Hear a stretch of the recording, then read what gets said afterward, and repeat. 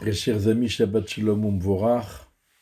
On peut déjà dire Rosh Chodesh Tov Umvorach, puisque Rosh Chodesh Sivan, ce sera donc samedi soir, Motzei Shabbat et dimanche.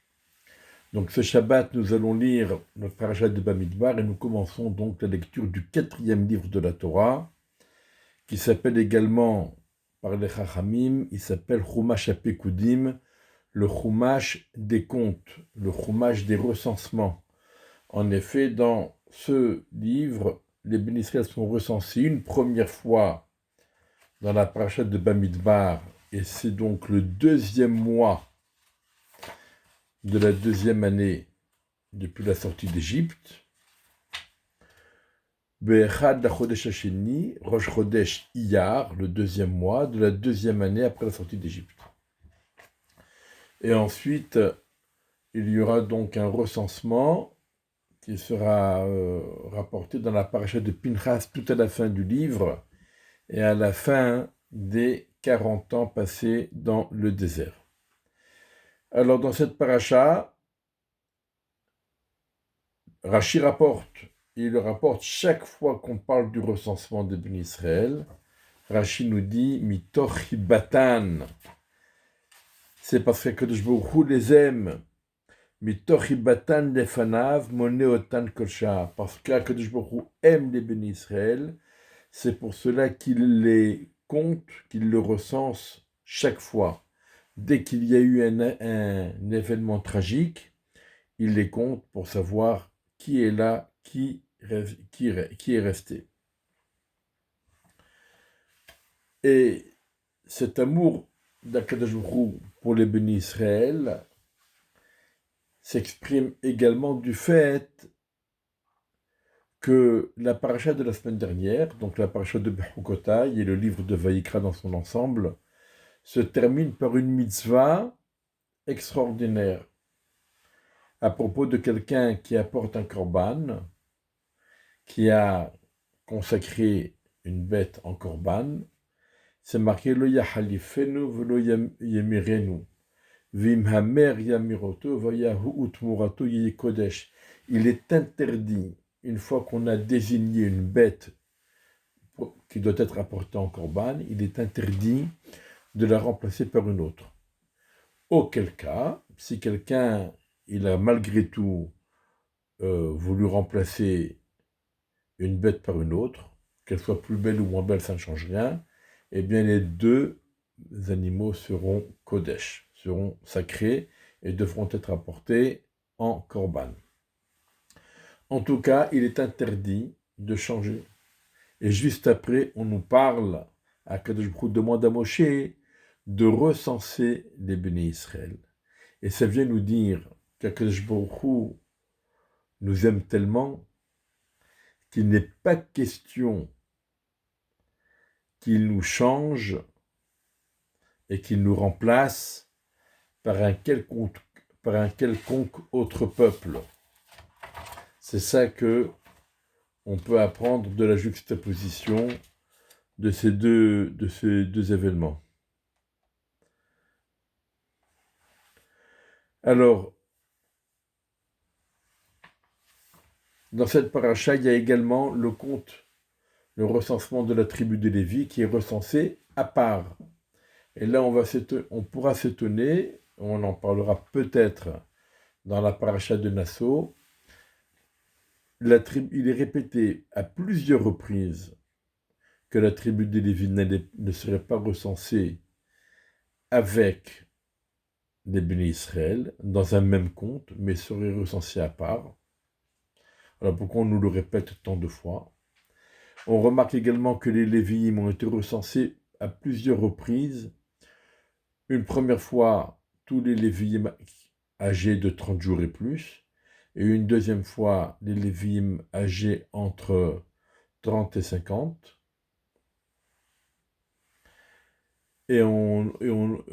Ensuite, donc il y a eu plusieurs comptes de la tribu de Lévi, plusieurs c'est morcelé. La tribu de Lévi, on en parle, on s'arrête, on en reparle, on s'arrête, on en reparle de nouveau. On a l'impression qu'il y a beaucoup de répétitions, et donc la façon dont la tribu de Lévi a été comptée et recensée mérite une étude en soi.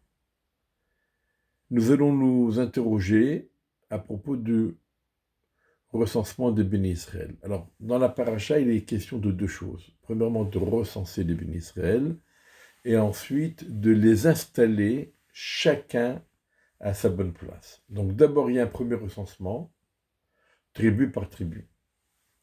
Ensuite, il y a un deuxième recensement, lorsqu'on regroupe 4 groupes de 3 tribus autour d'un drapeau, d'un étendard, et on désigne l'endroit où ils s'installeront dans les campements. Alors c'est marqué dans la paracha, V'chanu bnei Israël ishal mahaneu v'ishal diglo letzuv otam. Les bénis Israël camperont, chacun avec son camp, et chacun avec son drapeau, son étendard. Et on nous précise, les bénis Israël ont fait, selon tout ce que Dieu a ordonné à Moshe, ainsi ils ont fait. Donc ça nous a été dit une première fois. Et ensuite, ça c'était la fin du premier chapitre. Au début du deuxième chapitre, on répète. Vaïdaber Hachem el Moshe ve'el Aaron est mort. Dieu s'adresse à Moshe et à Aaron pour qu'ils disent au béni Israël, Ish al diglo beotot le bet avotam yachanu béni Israël. Chacun autour de son drapeau qui porte le signe de sa maison paternelle, camperont les bénis Israël autour du Ohel Moed, ils camperont. Et à la fin du chapitre Bet, on répète Vayasu Beni Israël, que Chalachat Hashem et Moshe. Les Beni Israël ont fait selon tout ce que Dieu a ordonné à Moshe. Ainsi, ils ont campé autour de leur drapeau, et ainsi ils voyageaient, chacun avec sa famille, selon la filiation paternelle. Donc on nous répète, la Torah insiste sur la façon dont les bénis Israël devaient camper, sur leur emplacement autour du Mishkan, et on nous répète, ainsi ils ont fait, ainsi ils ont fait. Pourquoi c'était si important que les bénis Israël soient regroupés, alors que chaque tribu soit regroupée en un seul quartier, on peut comprendre, mais qu'il y ait des groupes de 3 tribus. Et chacun doit habiter dans son groupe. Et les groupes avec les tribus doivent être disposés de cette façon, et pas d'une autre. Et on nous précise, ainsi on fait les bénis Israël, ainsi on fait les bénis Israël. Pourquoi c'était si important de nous le dire? Ce que la Torah veut nous dire, et en soi c'est une remarque qui nous aide à appréhender la fête de Shavuot qui vient.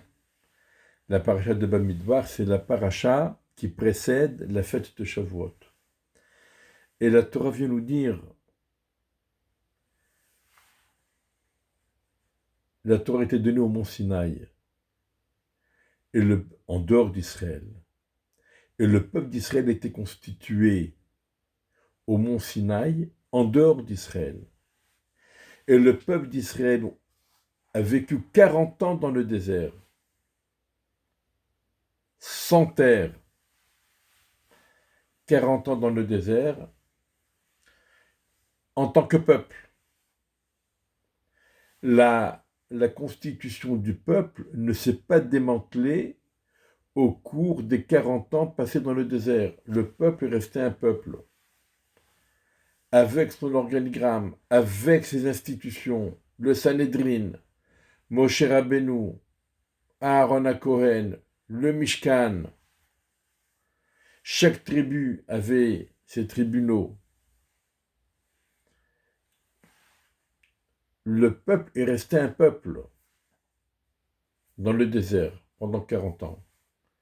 Le peuple reste un peuple malgré les destructions et malgré les exils et malgré tous les pogroms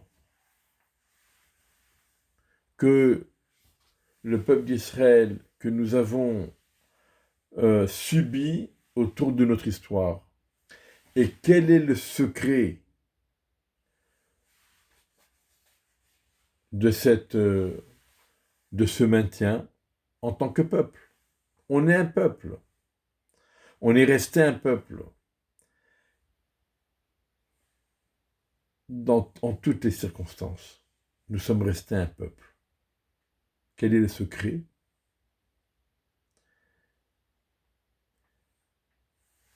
Ish al-Mahanehu Valdiglo, ça vive le Mishkan Noël Moël. Le secret, c'est que nous campons tous réunis, chacun dans sa communauté. Le secret de la communauté. D'une part, nous sommes toujours groupés en communauté. Et deuxièmement, on est toujours à côté du Mishkan, à côté de la synagogue, à côté du Beth Midrash, à côté de la yeshiva, à côté de la maison d'études de la Torah. On vit autour de ça, on gravite autour de nos synagogues et autour de nos lieux d'études. C'est ça le secret de notre survie.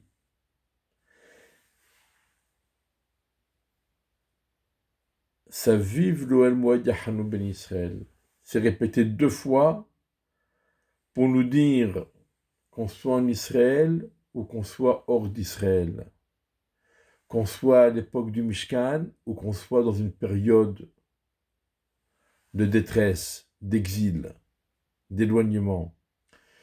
Tant que nous restons ensemble et tant que nous gravitons autour de nos Mishkan,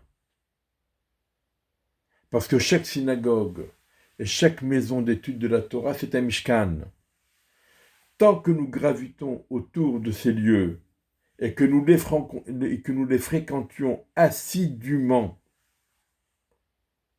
régulièrement, eh bien, le peuple d'Israël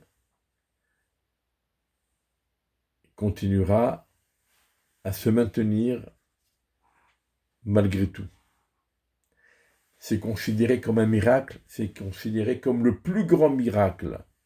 Et c'est un miracle qui est reconnu par tous les gentils.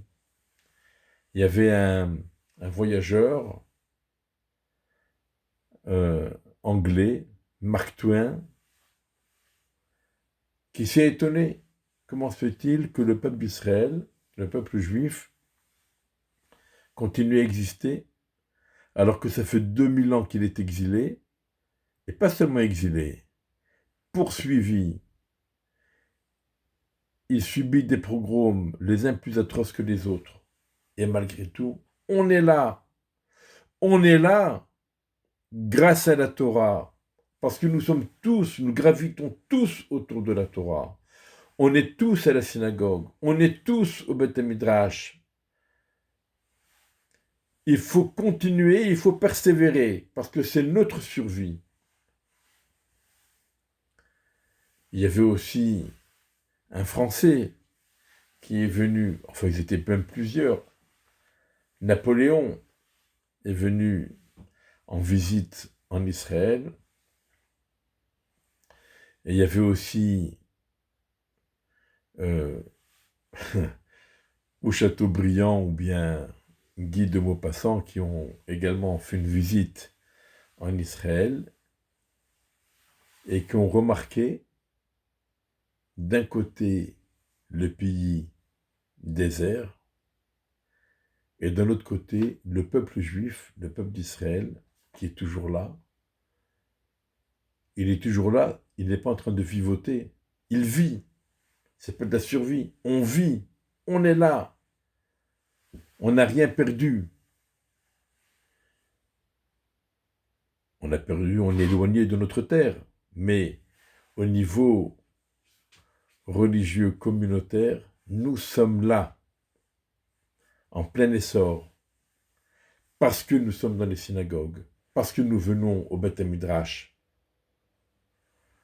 Et donc il est très important de le rappeler à tout un chacun. Il faut persévérer, il faut continuer à venir régulièrement, plus ou un peu moins, mais venir. Venir prier ensemble, en communauté. Venir étudier ensemble, en communauté. Et c'est ça qui nous garantit la survie. Shabbat Shalom Umvorach, bon préparatif à la fête de Shavuot, et Rosh Chodesh Sivan 5786, Tov Umvorach avec des bonnes nouvelles, et la meilleure, ce serait bien entendu la venue de Mashiach Tzidkenu et la reconstruction du Beth Amikdash, et le rassemblement de tous les bénis Israël pour venir servir à Kadosh Baruch Hu au Beth Amikdash. Shabbat Shalom Umvorach.